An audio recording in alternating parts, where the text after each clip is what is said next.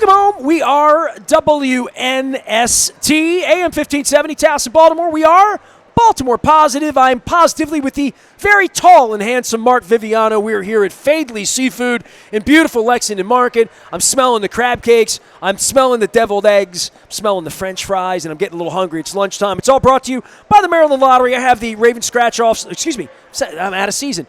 Magic 8-ball scratch-offs. The Raven scratch-offs were so yesterday. We're in the home run riches right now. We're giving these away down here this afternoon. We're going to be doing the Maryland Crab Cake Tour all month long if I don't lose my voice. Viv is here on behalf of all sorts of charities and all sorts of good things in his Little League. What's your Little League called? The Green Terrors? What are they called? Green Hornets. Green Hornets. Severna Park Green Hornets. That's funny. I said Green Terrors. Green Terror was a Cape Crusader, wasn't he? He was one of the bad guys. He was a terror. Of course he's a bad guy. Bad Green guy. Hornet was the good guy. Green right? Hornet. Or Lantern. Wasn't there Lantern? Wasn't there? Remember the Riddler wore green. I remember that. He was a bad guy. I don't know. Good guys and bad guys. You're one of the good guys. Viv is here. He still likes me once a year. He says, once a year I'll come out for you, and the crab cakes better be good. Take him home to my wife. He's doing Little League coaching for his 9- and 7-year-old. And are you off the grid? I mean, do you tweet? I don't know. I mean, you Facebook. You do now. You just the Truman Show is over for you. First of all, the only Facebook I ever do is just family, really. And as far as Twitter, I've made it a vow. If it's not positive or originally insightful, I have nothing to add. You have no retweets. Okay. No, not really.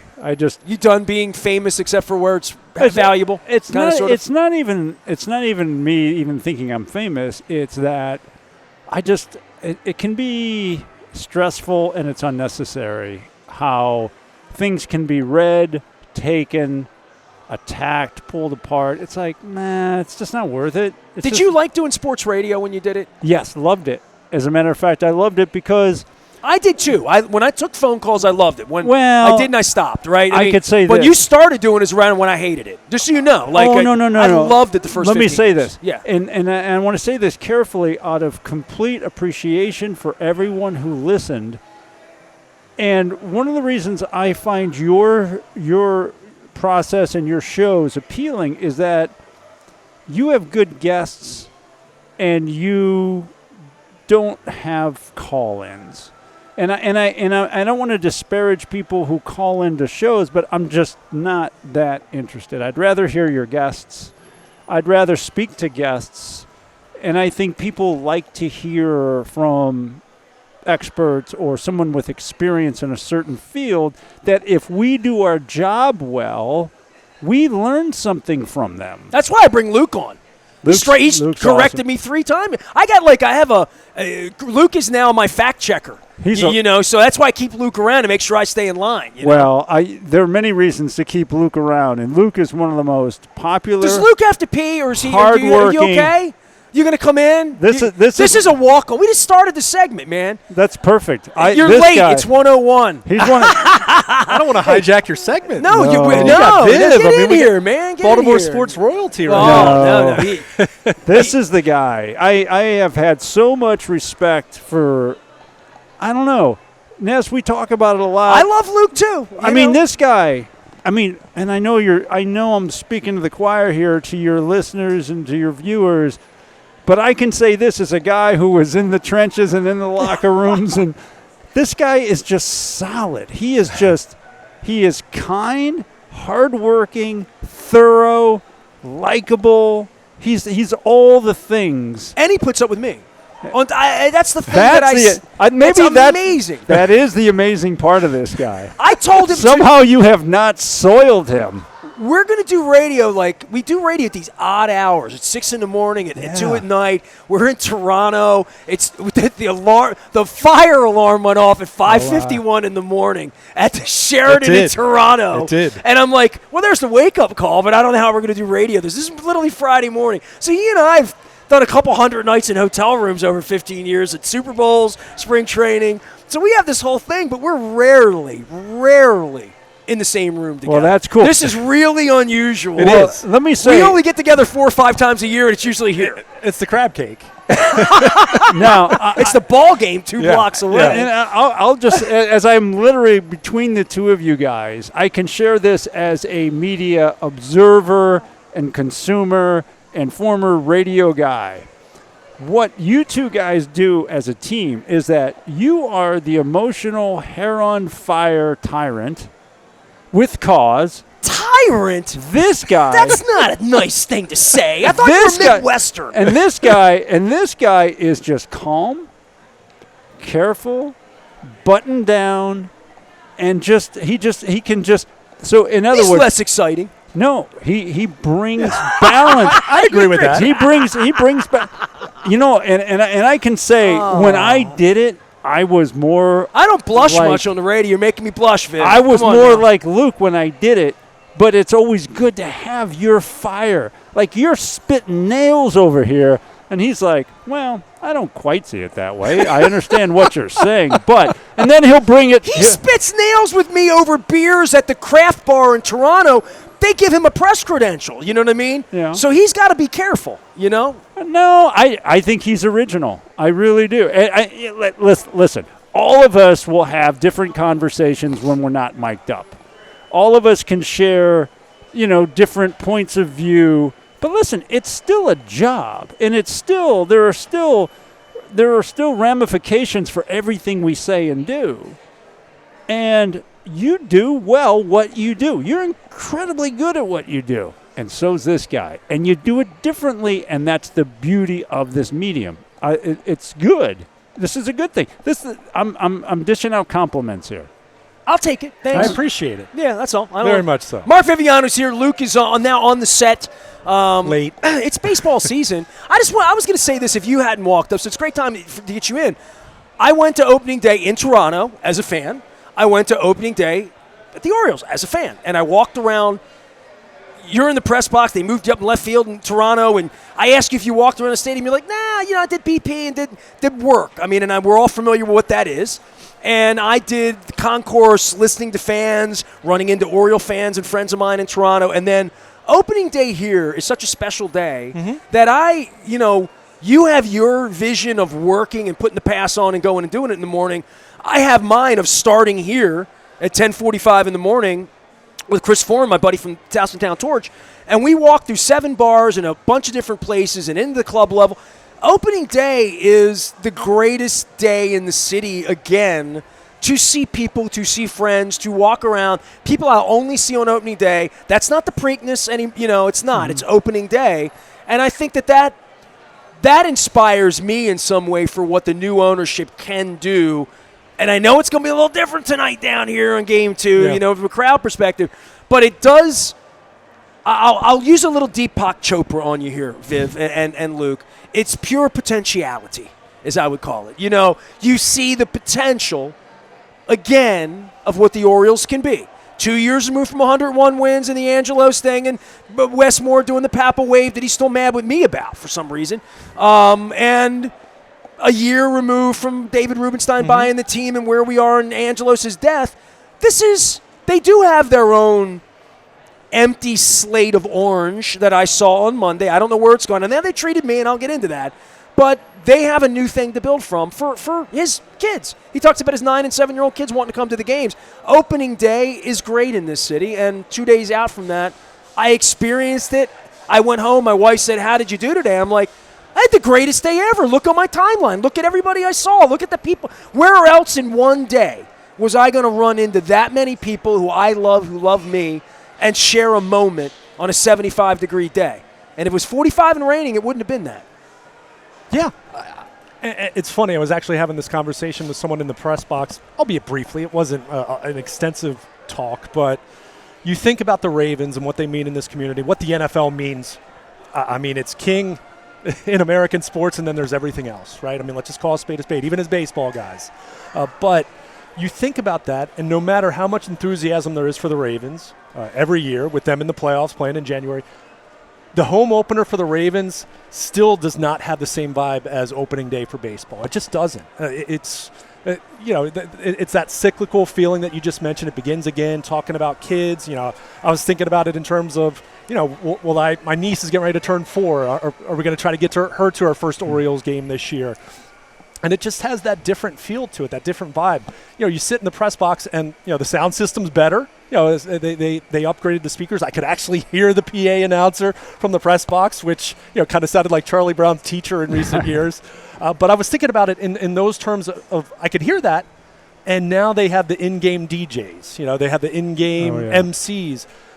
Personally speaking, that's not really my cup of tea. At the same time, I'm thinking about it in terms of they're trying to get younger. Yeah. They're trying to get more diverse.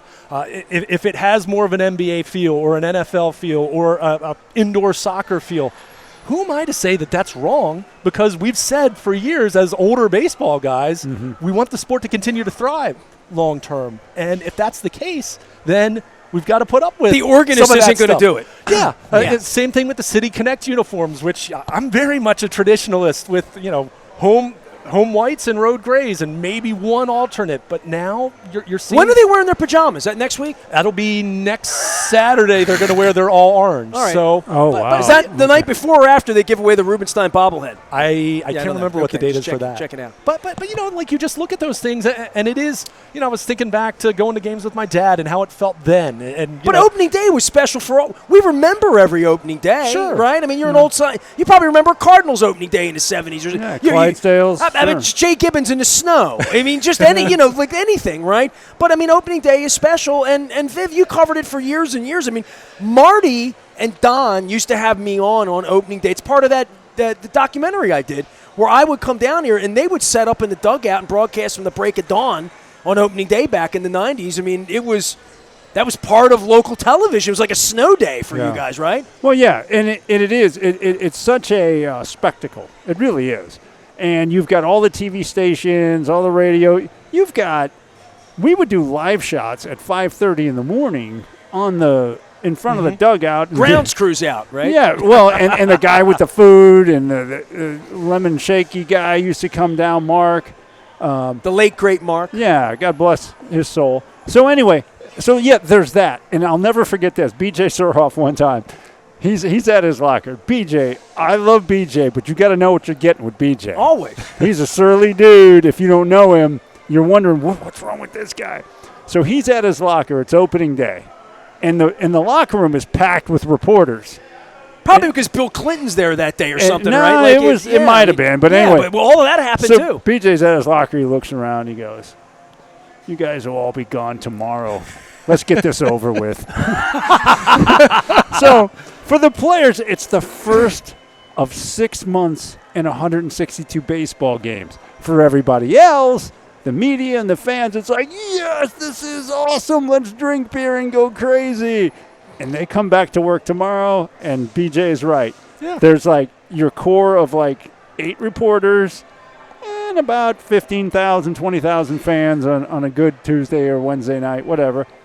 Because it's a long story. It's a long season. It's okay. We were talking earlier about these games, and the NFL has been dealing with this. These games are so accessible, and the TVs at home are so nice. To go down to a ballpark anywhere, and I'm not just talking Baltimore. I told them St. Louis, Cincinnati, Cleveland, Milwaukee. You look at the stands. They got 81 games. We'll go to one, especially if there's a bobblehead or a shirt or something. That's cool, but it's easy to stay home. That's the challenge, to get people actually in the seats. And that's why you see the things you do, not just the rule changes, but just the entertainment, all of it. Giving away, the food has now been made more affordable, less expensive, because people would complain. I can't take my kids to a game. They want this many hot dogs and this many, cotton candies and peanuts. Make it affordable, and they're doing it just to get you in there because they want customers for generations. Well, Monday was a great experience, and I'm just saying I'm not saying there's not a great experience. The lines were bad. They had functional issues that they've always had. But from being at the ballpark and the vibe of being there and the sound inside the stadium when when good things happen, we're in a point for all of our lifetimes, and you spent 30 years in the media here, team was very good. You know what I mean? Like, there weren't a whole lot of reasons to go. And when we start talking about Brooks Robinson and even Cal Ripken's 25 years ago now, they have a product. And what they do with it will be judged by me. It'll be judged by you and your community. He's got a little league with like 160 kids between like 8 and 10 playing. That's awesome. So Awesome. those kids. And everybody will be tells the me it's judgment all of that. about lacrosse. It's like, where do all these baseball players come from? They love baseball. Yeah, they got to keep them. They have to draw them in. And, you know, I've talked so much with Nestor about in-market streaming. I'm 41. My generation is like the last one holding on to cable and satellite. And you think about 30-somethings now who have kids, they're not subscribing to Xfinity or DirecTV as frequently as as we did and our parents did.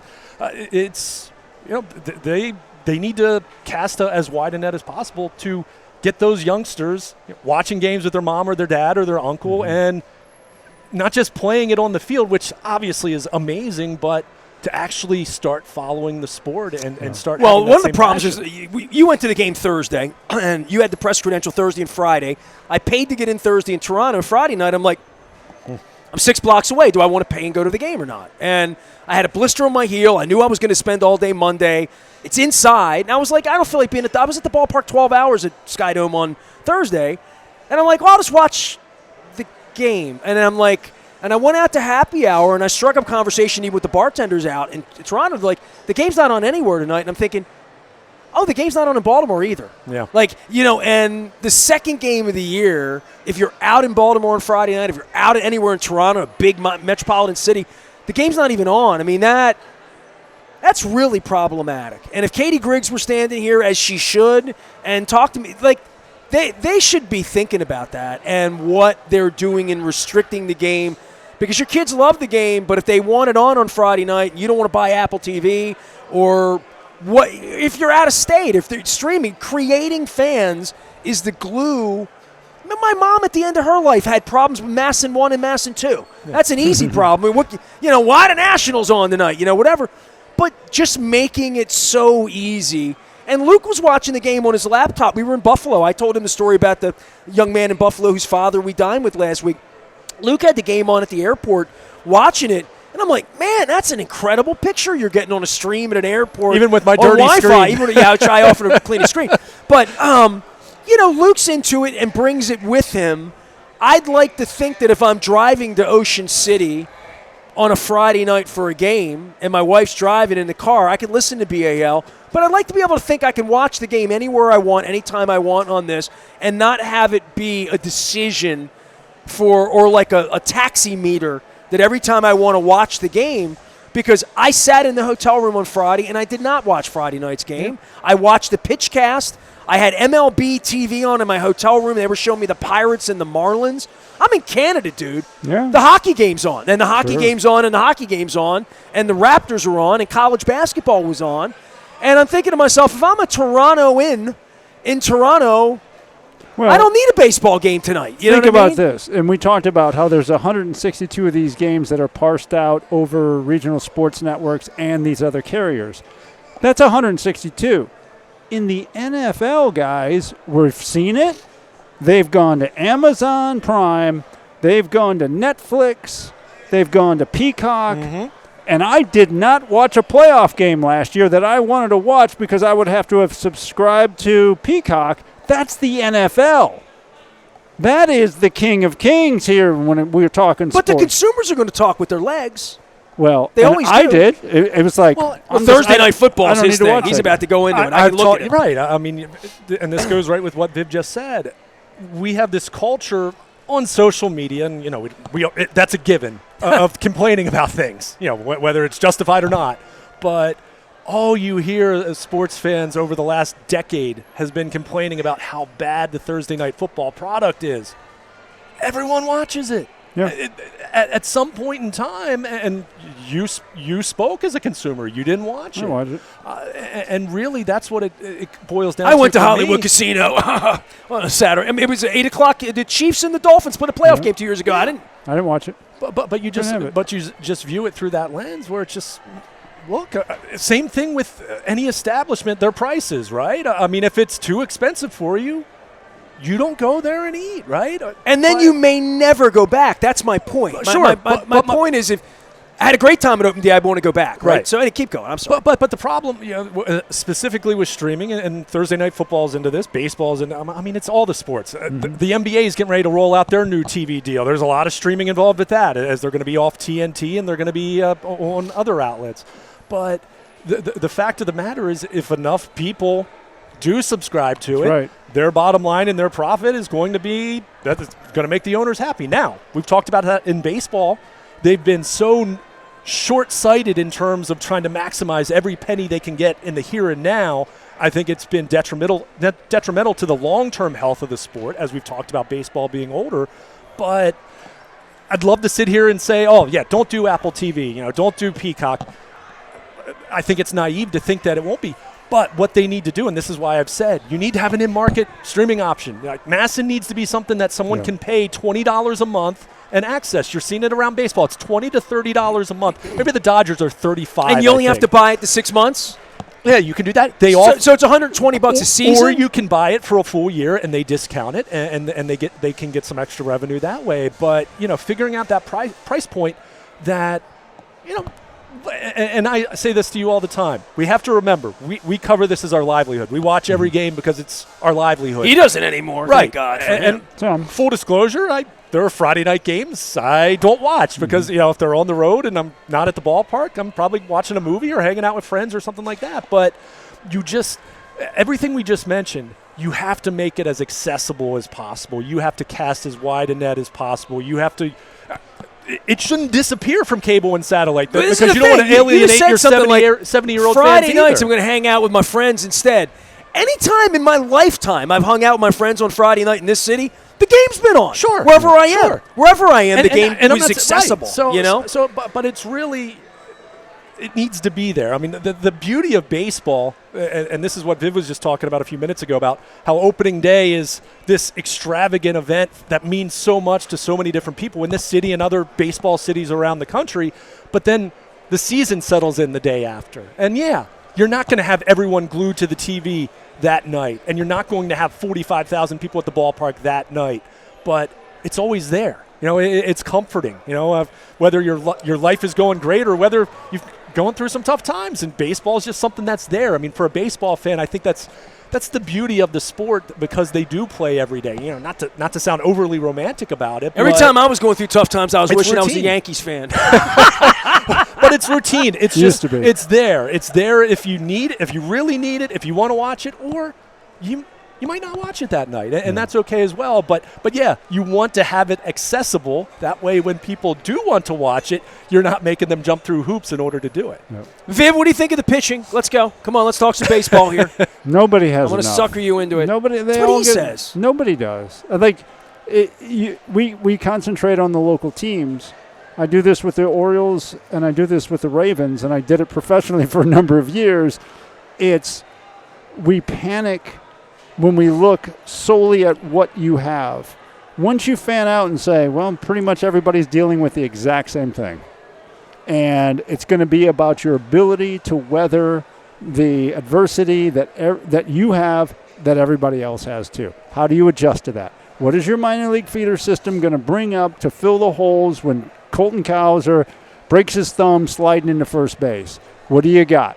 What do you have when you've got numerous pitchers down with shoulder, elbow, whatever? Every team's got it. I mean, the Yankees' top two starters are gone. They're done this year. They're not the Yankees anymore. Well, they went out and got more starters, didn't they? Well, we got Kyle Gibson soon, maybe. No. But again, my point is your problems are probably just a mirror of everybody else's. How are you going to deal? We'll see. Journalism side of the Justin Tucker thing for you, and I mean, you've already said if you were still at the Fan taking phone calls, you'd be taking phone calls, you'd be talking about this. Where are you in Severna Park, out with family, sports guy, doing what you do? You do a lot of charity. Do people talk to you about the Justin Tucker thing? And on the back end of Ray Rice, and you covered all of that. I'm assuming you were at the press conference. Oh, yeah. All of that. Where do you lie on all of that a decade later and, seeing what the media's become? I've been thrown out, the Tucker thing, how press conferences are handled, how Sashi Brown is doing his song and dance in Florida a couple days ago, and Bisciotti's doesn't do anything anymore. I mean, the bar has lowered dramatically for zero tolerance when Ben Cleveland's out blowing a double deuce and getting signed a couple weeks later, and Tucker's still on their team right now. I mean, I said to Luke, and this is the first week I've turned a little bit, they might keep him. I mean, they might weather the storm, as you said earlier, because he's going to kick for somebody again in this league. Right. He's not done kicking. I would just say my take on this is, as reporters, commentators, whatever role you have in the media, you have questions, you want answers, and you want them now. It's the third of those that I listed, you want them now, that they don't have an answer now. And I can understand that from their point of view. What is their rush to kick him off the team if he has come out publicly to say, I didn't do this? Now, the evidence would suggest something untoward happened. The evidence clearly suggests that.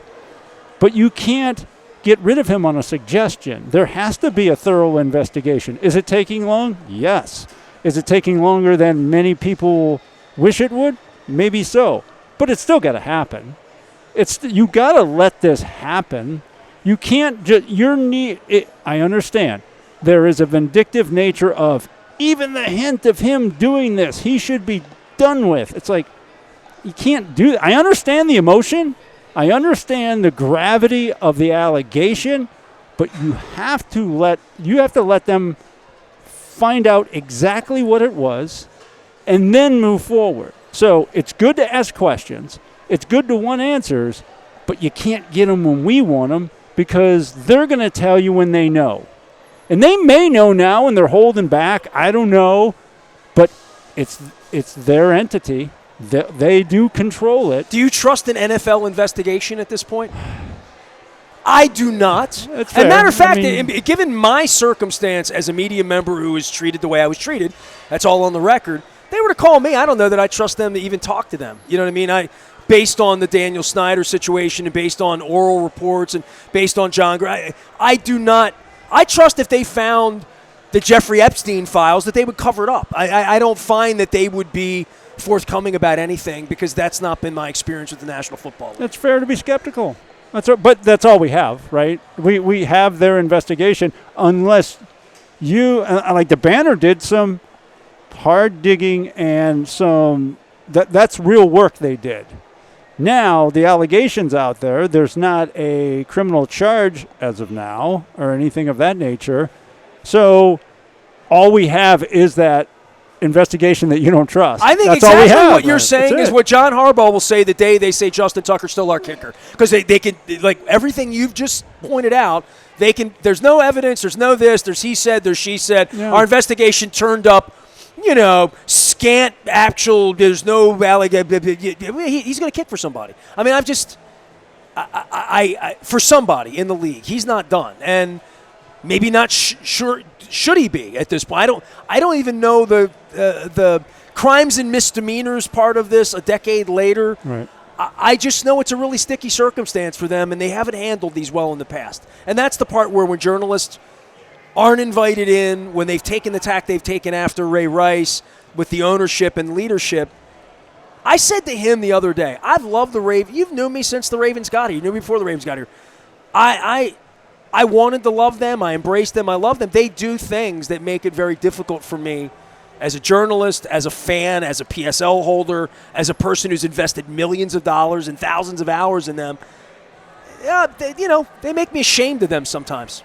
They really do. And I say that out loud. They make me ashamed of my own book. I wrote a book about their character and their integrity. I stand a little ashamed of that when these things happen because I do feel like the zero tolerance thing, it's a front, and I do feel like they would have him back to kick even if maybe they knew he did a few bad things, but they weren't that bad and we need to kick him. Yeah, I think we'll find. We're going to find out. And I think your personal experience is different than mine in terms of I haven't run a radio station, been dependent upon I have been dependent upon a certain amount of cooperation and access. I have needed that, but that's never been questioned based on. All I've asked is what everybody else gets. I understand. He gets access, I don't. That's not fair. Well, you got access, I did. That's not fair. No. There is no. I've never asked for anything special. Well, I acknowledge your gripe in the situation. I can acknowledge that. And I can see your fight, and I can see your reaction to it, and you voice it very clear. That has not been my personal experience. It has not been my professional experience. But I recognize what you're saying and what you feel and how you doubt and distrust and are angry, and you make it very clear. You state your case. You really do. But it's things like this that do disappoint me. On top of this. Oh, sure. Everybody has to be disappointed. Well, that it's out there. And I don't want to change topics here, but everything that's going on with the Maryland basketball program. I mean, the word that keeps coming to mind for me, and this is, this ties in because I've talked to you a lot about what do we really put. Faith isn't the right word, but in terms of what entities in society, what entities in life do we really invest look for a moral compass? Okay. Look for something that we're going to invest in, morally, mentally, spiritually for some. Something that aligns with our values and our. But I guess, but the word that I've come up with, and this isn't even Kevin Willard per se, but just disillusionment. I think about what I used to love about college sports, and let's be very clear. There was a naivete to that, understanding there are millions being made here. You have student athletes who are bringing in millions for these schools. Absolutely no problem with them getting their fair share as far as what they're generating. But what we've come, what it's become in the opposite direction where there are no guardrails, I mean, college sports to me, and specifically football and basketball, it just feels like minor league basketball and minor league football now where, don't get me wrong, I love minor league baseball. It's great to go to a game every now and then. Do I follow it? Do I invest time in it? I don't. And it just feels like, this idea where rosters are going to turn over. A coach is going to leave a power conference school to go to a Big East school where they don't have to share NIL money with football. I understand why Kevin Willard's leaving. How he handled it, I don't have a whole lot of respect for. Right. But just all of that, and this goes with the same thing with the Ravens or any team that acts in a way that disappoints us. We do have to fight that feeling of disillusionment, but also as I get older, I'm more selective in what I really put my trust in and what I really look to as something to be a moral compass. Now, that doesn't mean that if someone acts poorly, if an entity behaves poorly, we shouldn't hold them accountable, but at the same time, I'm also going to recognize I'm not perfect. I can't recognize that entity to be perfect all the time, and sometimes it's as simple as I think about being a kid. In hindsight, my biggest heroes were my parents and my grandparents. But at the time, I idolized Cal Ripken. Now, I don't regret that in the way that, you think about a 10-year-old. And, I still like to think Cal was a very good athletic role model to have. But at the same time, I didn't know him personally. Mm-hmm. I didn't know what he would be doing away from sports. I struggle with it just like you do. But at the same time, I kind of take it for what it is, that it's entertainment, it's leisure, it's a way to spend your disposable income if you feel that if it's something that is worth it to you. And if an entity doesn't act in a way that makes it worth it to you, then it's your choice to not take part in that anymore. So, at some point in time, it's tough to try to hold to a higher standard, but also recognize that it is going to be imperfect, and we're going to have situations where things aren't handled perfectly, or maybe individuals who shouldn't be in positions of power are in power in many walks of life. But I don't know, that sense of disillusionment I'm really struggling with in college sports right now, and I think the conversation at least lends itself to what you're talking about, with. What are our expectations? And when I did my show, by the way, Luke is here. Mark Viviano, I got to get Viv out of here. We're at Fadley's. He's got kids to get home to. I had Papa Joe at Chevalier, who did radio with me at 101 Sports, and he was angry during baseball strikes. And he had a voice like this. He wanted to have a fan bill of rights. and the fan bill of rights kind of 35 years later, I still hear his voice saying that, and I'm thinking to myself, what are we supposed to expect?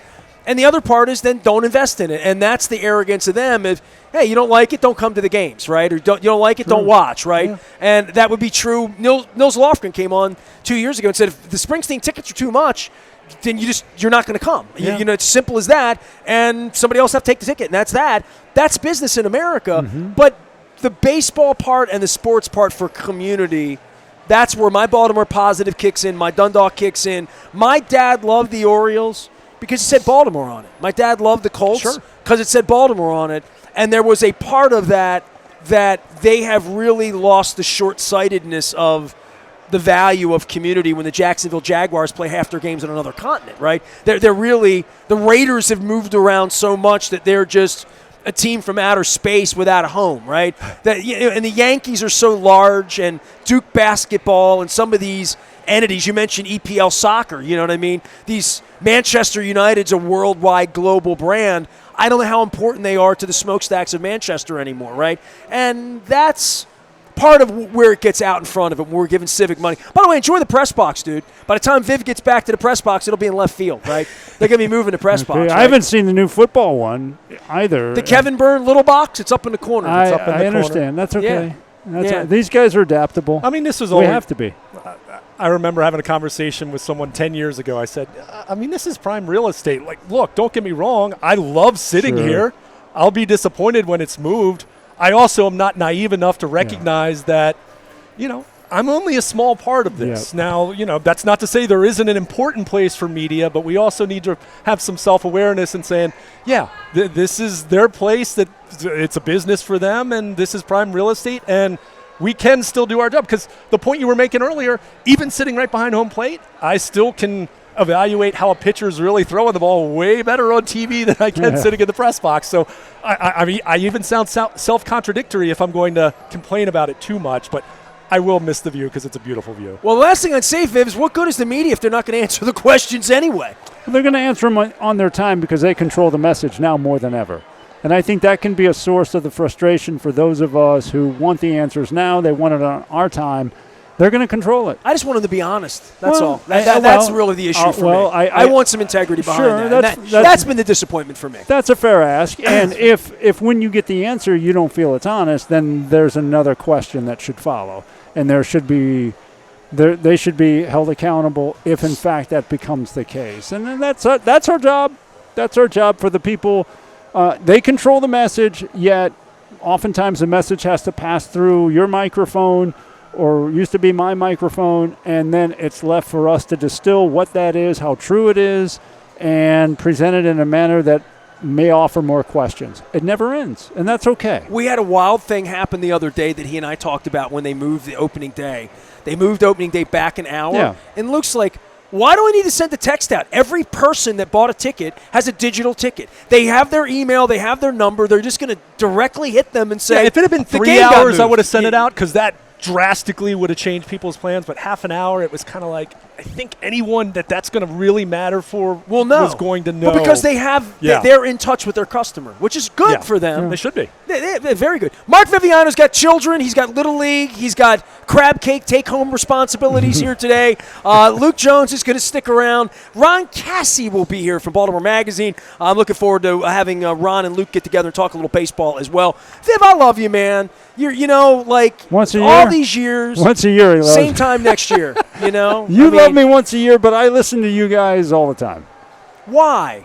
Because you're different. Because Luke's good. You're different. I like to sample. It's a nice contrast. You guys are a great contrast, and I especially like Luke, if that matters to you.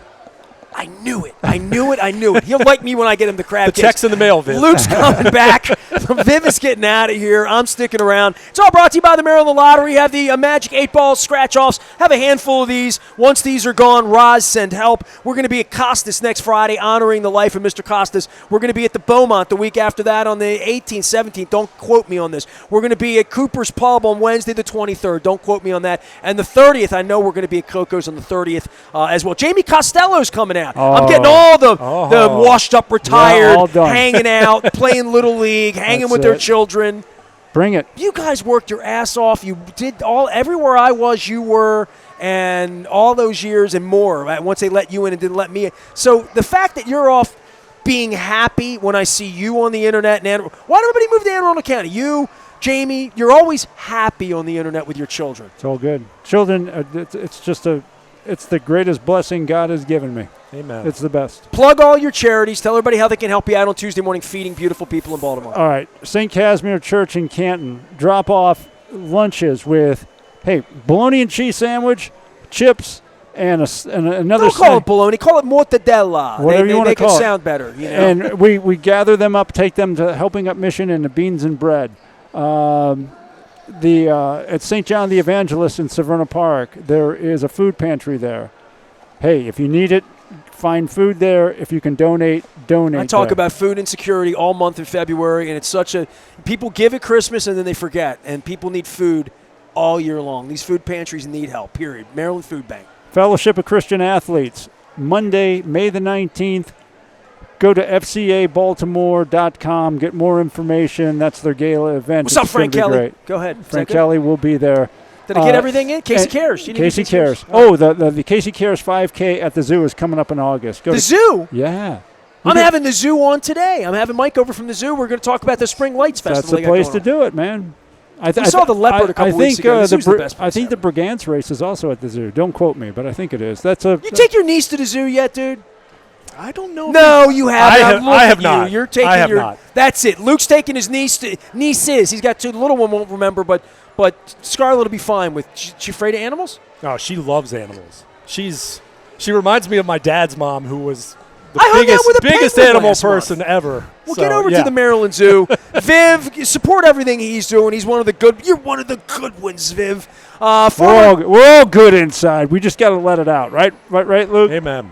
God bless you, brother. Don't tell Katie Griggs that. I am Nestor. We're back here at Fadley's. It's all brought to you by the Maryland Lottery. Luke's going to hang out and have crab cakes. Viv's going to take crab cakes home, and I'm going to be honored to send them. Back for more on Baltimore Positive. Stay with us.